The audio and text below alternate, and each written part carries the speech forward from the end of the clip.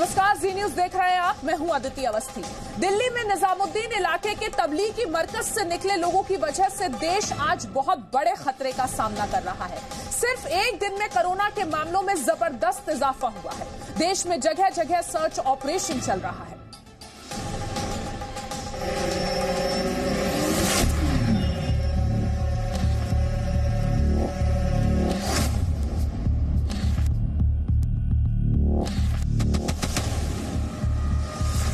देश को चिंता में डालने वाला वीडियो।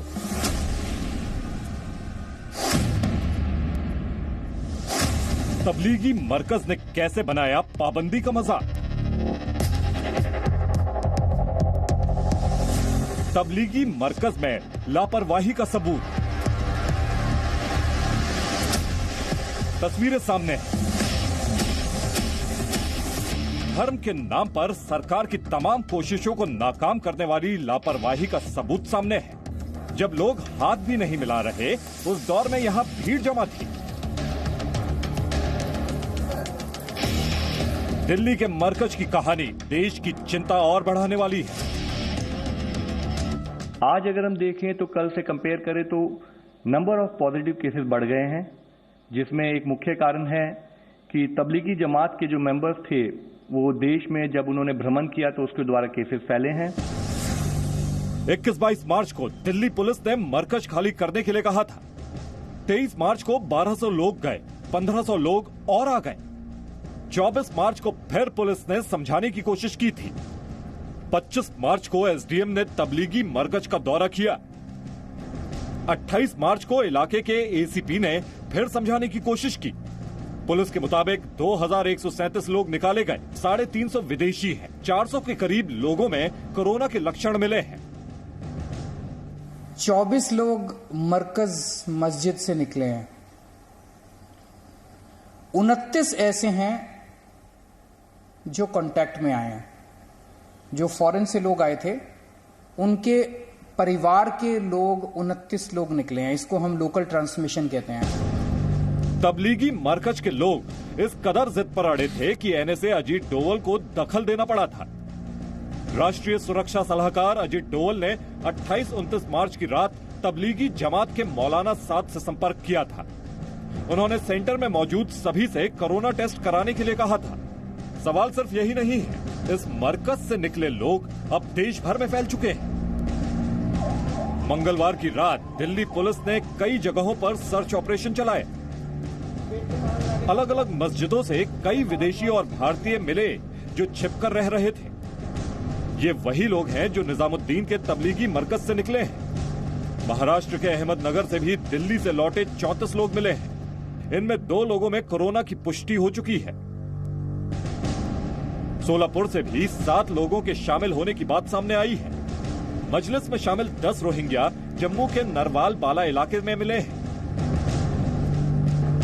18 मार्च से जम्मू में अपनी पहचान छुपाकर ये लोग रह रहे थे। इनमें से 5 में कोरोना वायरस के लक्षण मिले।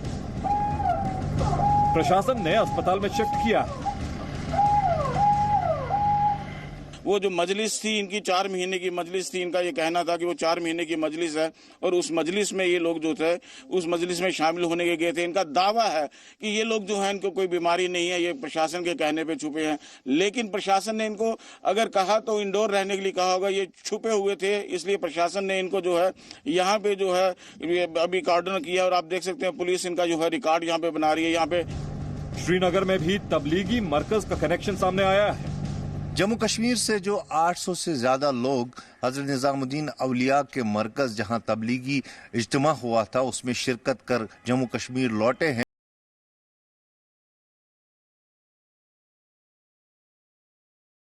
कि वो अपनी पहचान जो है सार्वजनिक करें, नहीं तो पुलिस द्वारा उनके खिलाफ कार्रवाई की जाएगी। उन्हें ट्रेस करके पुलिस उन्हें पकड़कर क्वारंटाइन में रखेगी। तो अब चुनौती बेहद बड़ी हो चुकी है। कश्मीर से लेकर केरल तक उन लोगों की पहचान करनी है जो दिल्ली के मरकज से लौटे हैं। सभी लोगों की जांच जरूरी है। साथ ही ये भी सुनिश्चित करना होगा कि उनकी वजह से संक्रमण कहां फैला होगा। ब्यूरो रिपोर्ट, जी मीडिया।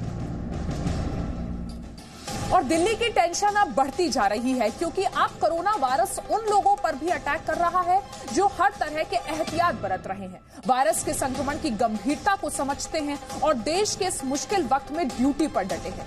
दिल्ली में कोरोना वायरस अब तक 6 डॉक्टरों को बीमार कर चुका है।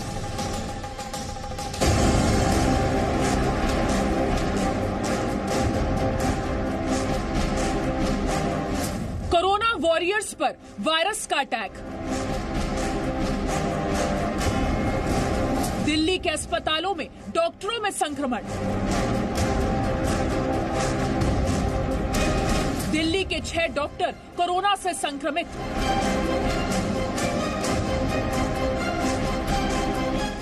कोरोना को लेकर कितनी सावधानी की जरूरत है, इसका अंदाजा इसी बात से लगाया जा सकता है कि दिल्ली के 6 डॉक्टर अब संक्रमित हो चुके हैं। मोहल्ला क्लिनिक के 2 डॉक्टर तो अनजाने में संक्रमित हुए, लेकिन अब कोरोना वायरस अस्पतालों के उन डॉक्टरों तक भी पहुंच गया है जो पूरी एहतियात बरत रहे हैं।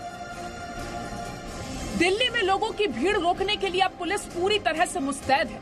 सबसे बड़ी चुनौती दिल्ली, यूपी और दिल्ली हरियाणा की सीमा पर है। अब दिल्ली पुलिस बॉर्डर पर ड्रोन कैमरे से नजर रख रही है।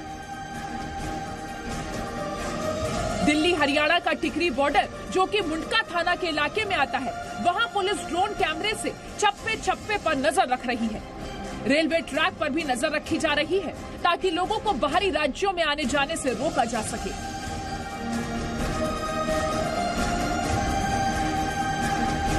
दिल्ली के मजनू के टीला इलाके में गुरुद्वारे से लोगों को निकालने के लिए प्रशासन की टीम पहुंची। गुरुद्वारे से 190 लोगों को एक स्कूल में शिफ्ट किया गया। सभी लोगों को क्वारंटीन किया जाएगा। लोगों को निकालने के बाद पुलिस ने गुरुद्वारे के गेट को बंद करवा दिया है। करीब 205 लोग गुरुद्वारा मजनू का टीला में शरण लिए हुए थे। ये लोग राहगीर हैं जो दिल्ली एनसीआर के अलग अलग इलाकों से पंजाब जाने के लिए घरों से निकले थे, लेकिन संपूर्ण लॉकडाउन के बाद ये लोग नहीं जा पाए, जिसके बाद गुरुद्वारे में इनके खाने पीने की व्यवस्था की गई और डॉक्टर भी लगातार उनको चेक कर रहे थे। साउथ दिल्ली में दिल्ली पुलिस की अनोखी पहल देखने को मिली है। यहाँ 40 पेट्रोलिंग मोटरसाइकिल को कोविड-19 का नाम दिया गया है। ये पुलिसकर्मी अगले 14 दिनों तक इलाकों में घूम घूम कर नजर रखेंगे। गाड़ियों के जो डिप्लॉयड स्टाफ हैं, उनको ये बताया गया है कि क्या क्या सावधानियों की जरूरत है, किस तरह से सोशल डिस्टेंसिंग मेंटेन करने हैं, कहाँ पे परमानेंट मार्किंग करके क्यू लगवानी है, कहाँ पे जो संदिग्ध अवस्था में लोग घूम रहे हैं उनको चेक करना है। दिल्ली में फिलहाल सरकार और पुलिस दोनों सतर्क है। कई मरीजों की रिपोर्ट्स का इंतजार है। डॉक्टरों को और सावधानी बरतने के निर्देश दिए गए हैं। ब्यूरो रिपोर्ट, जी मीडिया।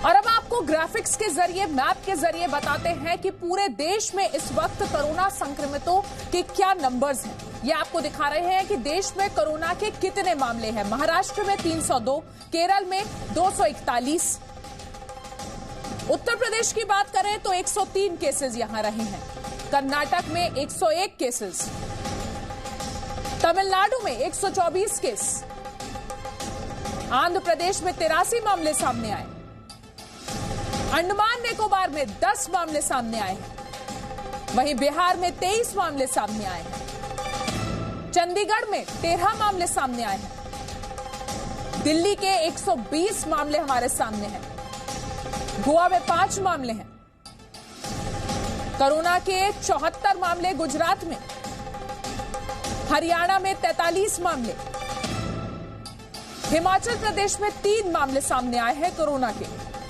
जम्मू कश्मीर में यह आंकड़ा 55 है, लद्दाख में 13,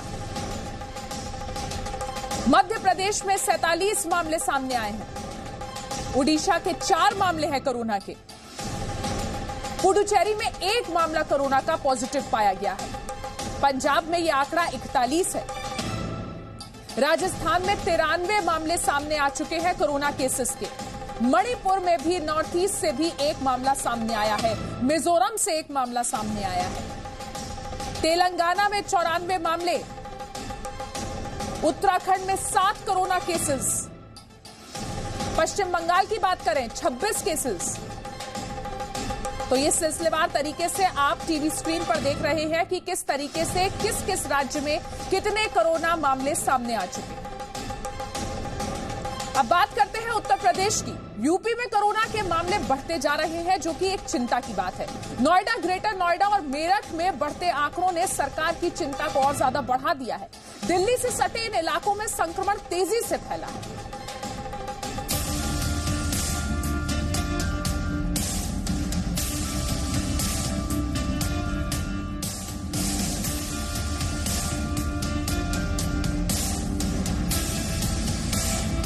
नोएडा, ग्रेटर नोएडा, दिल्ली के करीब और यूपी के सबसे हाईटेक इलाके में कोरोना के मरीजों की संख्या बढ़ती जा रही है। एक दिन के भीतर 5 से 6 मरीज बढ़ने लगे हैं। नोएडा में डीएम को बदला गया है। अब लखनऊ से एक विशेष टीम यहां पहुंची है। मैं आपके माध्यम से लोगों से अपील करना चाहता हूं, हमें सतर्क रहनी चाहिए। पैनिक करने की कोई आवश्यकता नहीं है। विस्तृत रूप से प्लानिंग की जा रही है। कोरोना वायरस को फैलने से रोकने के लिए हर संभव कोशिश की जाएगी। नोएडा, ग्रेटर नोएडा के बाद मेरठ में कोरोना से पहली मौत की खबर आई है। यहां महाराष्ट्र के अमरावती से आए एक परिवार की वजह से संक्रमण फैला और इसी परिवार के एक सदस्य की मौत हुई है। जिस मरीज की मौत हुई थी उससे मिलने वाले 16 लोगों में संक्रमण की पुष्टि हो चुकी है। गोरखपुर के बीआरडी मेडिकल कॉलेज में इलाज के दौरान बस्ती के जिस युवक की मौत हो गई थी वो कोरोना पॉजिटिव था। केजीएमयू लखनऊ से कंफर्म रिपोर्ट आने के बाद गोरखपुर से बस्ती तक हड़कंप मच गया है। उन सभी डॉक्टरों, पैरामेडिकल स्टाफ और तीमारदारों को क्वारंटीन या आइसोलेट कर दिया गया है जो मरीज के संपर्क में आए थे।